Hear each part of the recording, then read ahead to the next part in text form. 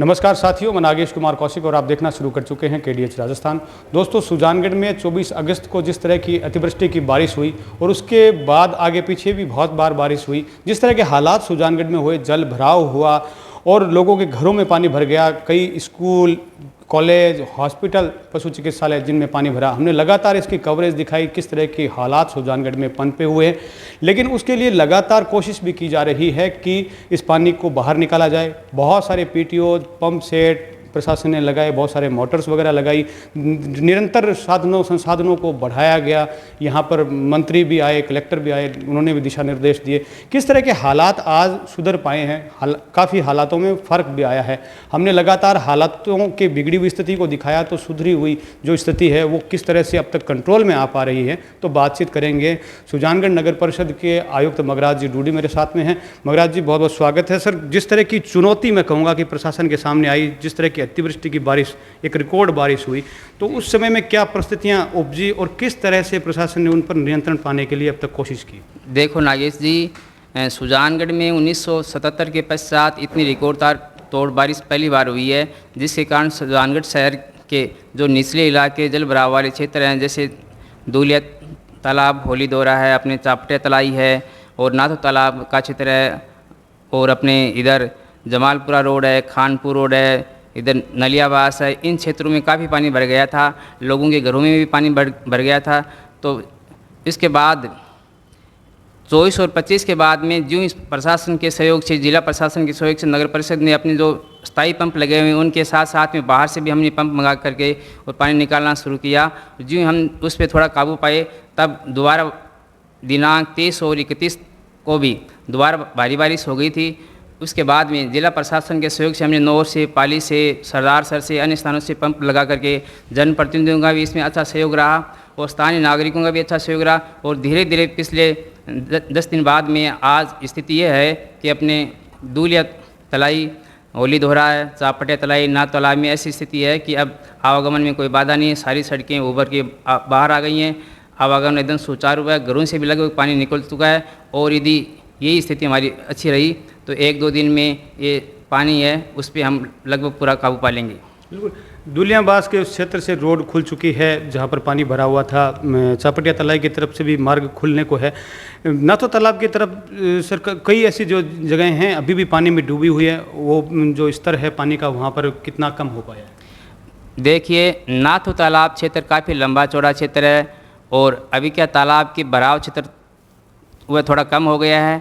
Shivbari road को हमने खाली करवा दिया है जहाँ ज़्यादा बस्तियाँ थी। अब नाथो तालाब में कॉलेज की तरफ है और हॉस्पिटल की तरफ, ठाडा रोड की तरफ कुछ पानी है जिसको निकालने में भी सप्ताह भर का समय लगेगा। हमारे पंप सुचारू रूप से चालू हैं और 2-3 दिन में आपको अच्छे परिणाम देखने को मिलेंगे। मैं इसलिए ये बात कह रहा हूँ क्योंकि वहाँ है कॉलेज और स्कूल भी है जाजोदिया और कॉलेज भी है। कॉलेज में मैंने खुद कवरेज की थी, मैडम से बात की थी, तो एग्ज़ाम आने को हैं।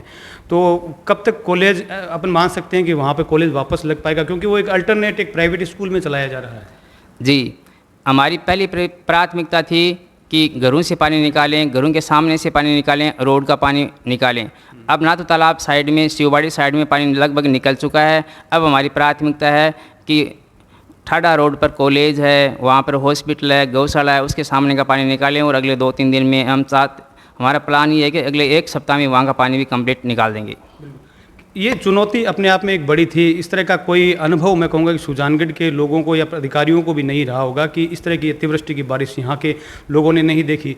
तो किस तरह से इसको नियंत्रण करने के लिए क्या खास जो चीज़ें रही कि आपने इस तरह का अनुभव पहले कभी रहा? जी, इस प्रकार का अनुभव तो पहली बार ही हुआ है। इतना पानी, इतनी वर्षा, इतनी अतिवृष्टि, बाढ़ के हालात मैंने भी पहली बार ही देखे और सुजानगढ़ के जो निवासी हैं वो भी सब ये बता रहे हैं कि इतनी बारिश पिछले 50 साल में नहीं हुई। फिर भी यहाँ के निवासियों के सहयोग से, जनप्रतिनिधियों के सहयोग से, स्थानीय प्रशासन, जिला प्रशासन, विशेष तौर से हमारे जिला कलेक्टर साहब का इसमें बहुत योगदान रहा। जिला कलेक्टर महोदय ने हमें सरदार सर से भी, नौर से और पाली से भी पंप मंगवा के दिए और बड़े पंपों की सहायता से हम इस पानी को निकालने में सक्षम हुए हैं। नहीं, लगभग जैसे कितने पंप सेट या लगाए गए, कितने PTO कुछ? जी, हमने लगभग 40 से ऊपर पंप लगाए हैं, जिनमें 6 या 7 पंप हमने ये चापटे तलाई पर लगाए और 11 पंप हमने दूलियाबास और होली दोहरा पे लगाए और 7 पंप हमने ये अपने नाव तालाब पे लगाए शिवबाड़ी रोड पे, और 3 पंप हमने पहले ठड्डा पे लगाए जो अब हटा दिए गए। इसके साथ साथ में हमने नलियाबास में भी, जमालपुरा रोड पे, खानपुर रोड पे भी, आर के गार्डन के पीछे भी अपने, और ये रेलवे माल गोदाम और अन्य शहर में जहाँ जहाँ घरों में पानी भर गया वहाँ भी पंप लगा के पानी निकालने का कार्य किया है। बिल्कुल।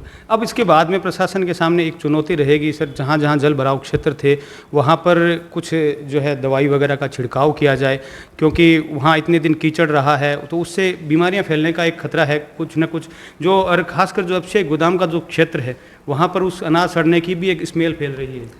जी, आपदा के दौरान नगर परिषद की ओर से जो आपदा प्रभावित परिवार थे उन सब के लिए नगर परिषद की ओर से भोजन की व्यवस्था की गई है, सबके लिए पीने के पानी की व्यवस्था की गई, और अब वर्तमान में जल भराव के कारण से मच्छर और बीमारी फैलने का डर बना हुआ है, तो नगर परिषद की ओर से जल भराव वाले क्षेत्रों में फॉगिंग करवाई जा रही है और हम MLO का छिड़काव भी कर रहे हैं, और साथ साथ में मेडिकल की टीम भी इस कार्य में लगी हुई है।